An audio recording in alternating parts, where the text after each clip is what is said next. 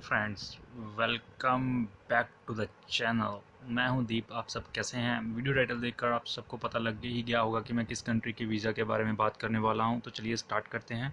जैसे कि हम सब जानते हैं कि मोस्ट ऑफ एशियन कंट्रीज़ ने अपने डोर्स ओपन कर दिए हैं टूरिज़्म के लिए।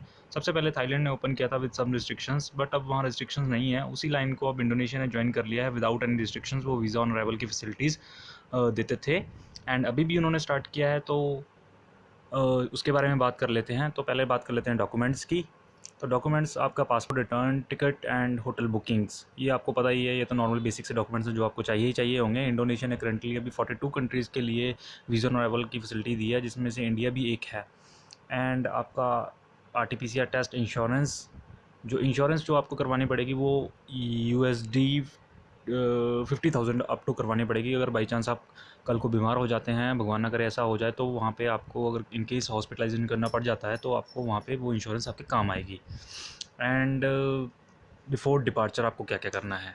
बिफ़ोर डिपार्चर आपको ये स्क्रीन पे दिखाई दी गई हुई एक एप्लीकेशन है, ये आपको इंस्टॉल करनी है अपने फ़ोन में और अपना हेल्थ डिक्लेरेशन यहाँ पे सबमिट करनी है। सेल्फ डिक्लेरेशन में आपको बेसिक सी थिंग्स बतानी है कि आप किस फ्लाइट से ट्रैवल कर रहे हैं एंड कहाँ से ठहरने वाले हैं एंड आपका कौन सा वैक्सीनेशन सर्टिफिकेट, आपको कौन सी वैक्सीनेशन लगी एंड आपको अपना वैक्सीनेशन सर्टिफिकेट इस एप्लीकेशन में अपलोड करना है।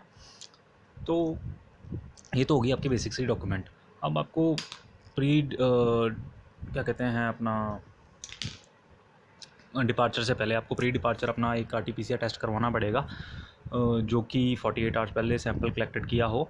तो उसके लिए एक बेसिक सा यही है कि मैं आपको रिकमेंड करूँगा कि आप 48 आवर्स अपने ट्रैवल मतलब कि आप जैसे आप सपोज़ करिए आपकी आज की फ़्लाइट है या कल की फ़्लाइट है, तो आप अपने वो 48 आवर्स पहले आप अपनी RT-PCR टेस्ट करवा लें, जो आपकी रिपोर्ट ट्रैवल करने से 1 या 2 घंटे पहले आ जाए। ठीक है ना? तो उसमें वो अगर वो नेगेटिव रिपोर्ट आपकी आ जाती है, नेगेटिव रिपोर्ट ही आपको चाहिए होगी, उससे बिना तो आपको एंट्री नहीं देंगे।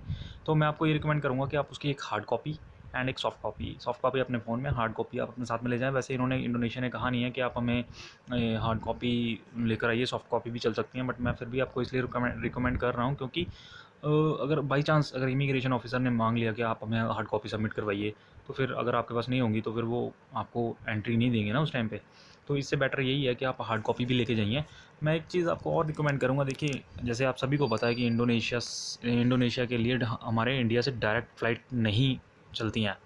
तो वो हमें ट्रांजिट करना पड़ता है वाया मलेशिया होके या वाया बैंकॉक होके या वाया श्रीलंका होके। तो श्रीलंका तो इस टाइम बंद पड़ा है, तो वहाँ से आप नहीं जा सकते हैं श्रीलंका से, क्योंकि वो आपको बहुत ज़्यादा कॉस्टली पड़ेगा। तो मैं आपको एक यही बात रिकमेंड करूँगा कि देखिए, आप अपने एक्सपेंसेस को अगर थोड़ा सा बढ़ा लेते हैं तो आप थाईलैंड ट्रैवल कर सकते हैं। देखिए, थाईलैंड इस टाइम जाना ईज़ी है, बस एक रिस्ट्रिक्शन है उनकी कि आपको थाईलैंड पास लेना पड़ेगा। अगर वो आपको उसकी इन्फॉर्मेशन चाहिए तो मैं उसकी वीडियो एक अलग से ही पहले ही बना चुका हूँ, जो कि इस चैनल पे पहले ही अपडेट कर दी गई है। उसका लिंक मैं डिस्क्रिप्शन में दे दूँगा, तो आप वहाँ से उस थाईलैंड वीडियो को आप देख सकते हैं और एंड कैसे आपको थाई पास एंड जो भी थाईलैंड वीज़ा की इन्फॉर्मेशन है वो आप वहाँ से कलेक्ट कर सकते हैं।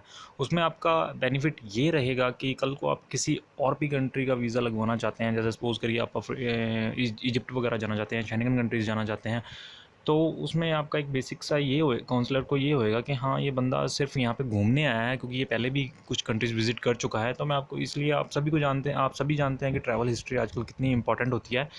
तो आपके लिए यही मैं आपको रिकमेंड करूँगा कि आप प्लीज़ थाईलैंड को इंक्लूड कर लें। चाहे वहाँ पे आप ज़्यादा देर ना स्टे करें, वहाँ पे आप 2 या 3 से 4 दिन भी आप वहाँ स्टे कर सकते हैं, तो वो बहुत ही ज़्यादा चीप ही रहेगा आपके लिए। एज़ आपको पता ही है कि थाईलैंड में स्टे करना एंड फूड वगैरह कितना चीप है वहाँ पे, अगर आप बेसिक्स लाइक बजट ट्रैवलर हैं तो ऐसा ही इंडोनेशिया के साथ भी है। इंडोनेशिया में भी चीज़ मैटर करती हैं कि आप वहाँ पे सफिशिएंट फ़ंड कितना लेके जाते हैं। देखिए, सफिशिएंट फ़ंड तो मैं आपको यही रिकमेंड करूँगा कि आप सफिशिएंट फ़ंड अपने साथ $500 to $600 कैरी करिएगा, क्योंकि बाई चांस अगर इमिग्रेशन को थोड़ा सा डाउट हुआ, अगर आप फ्रेश पासपोर्ट ट्रैवलर हैं, तो अगर आप किसी भी पहले कंट्री नहीं गए हैं, आप फर्स्ट टाइम अपनी जर्नी स्टार्ट कर रहे हैं, तो मैं आपको यही रिकमेंड करूँगा कि आप $500 to $600 कैरी करें। अगर आप ग्रुप के साथ जा रहे हैं तो पर पर्सन 5 to 600 आपके पॉकेट में होना चाहिए।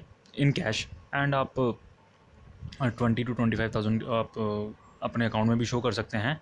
Cause after arrival in Indonesia जब आप करेंसी एक्सचेंज कराएंगे तो आपको एक मिलियनर की और एक बिलियनर की फीलिंग आएगी, क्योंकि as per currency exchange Indonesia की करेंसी बहुत ही ज़्यादा इंडोनेशिया की लो है एज़ कम्पेयर टू इंडिया।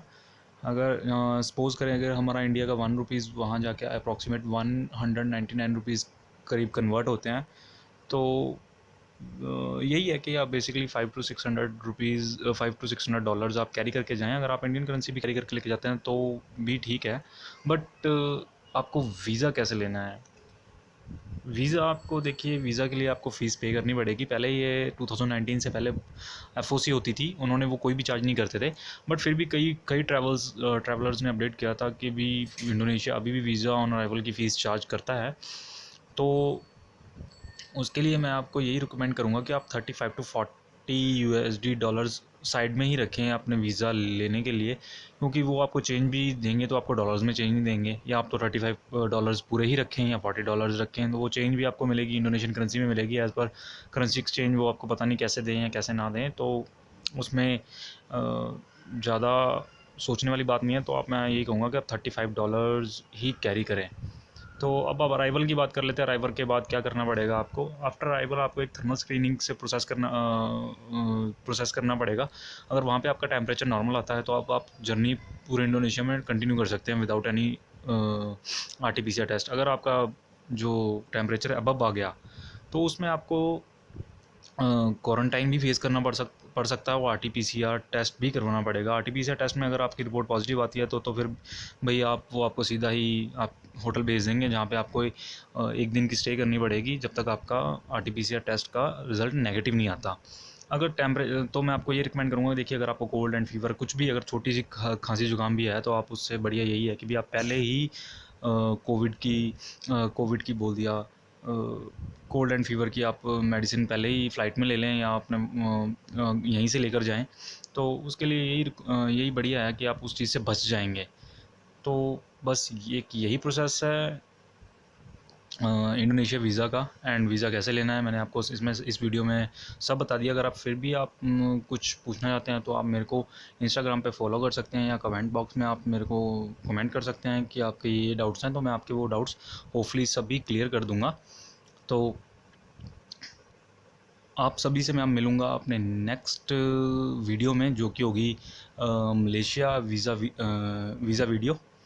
तो इंडोनेशिया को आप मलेशिया के साथ भी कैसे कर सकते हैं, मैं वो अपडेट भी आपके लिए लेकर आऊँगा।